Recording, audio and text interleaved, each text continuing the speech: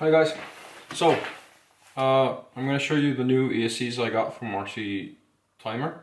These are the, let me see, BR20A DSHOT600 ready ESCs, 2 to 4S, 20 amp constant and 30 amp burst rated.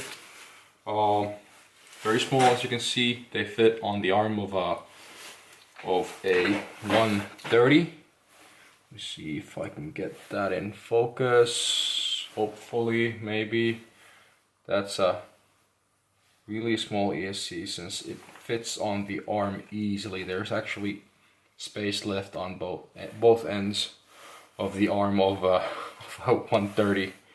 So it's really small.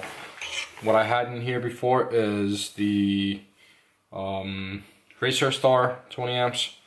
These are actually larger. I thought that these were like the smallest that you can have, but these have these little stupid solder pads that are extruding from the PDB, which make them a tiny bit larger, and then you have these little spots hanging out ready to, you know, break.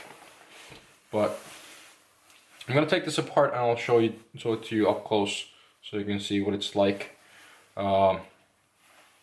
without the wires. With the wires, I have it the same way that I did it in my X130 build, where I have the motors, the motor wires coming to the end closest to the pod in the middle, and the power wires are actually in this end closest to the motor and the signal as well, and the wires are going to the opposite direction that they are normally.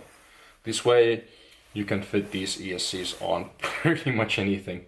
Yeah, this is a tiny frame and it fits easily, so you could probably fit it in a 120, especially if you had a narrower pod or smaller center section and about the same, or a tiny bit smaller arm and a smaller motor maybe. But yeah, I'll take it apart and I'll show it to you in a moment. Here's the ESC removed from the first corner of the X130. As you can see, it is tiny. It's about the size of my thumbnail.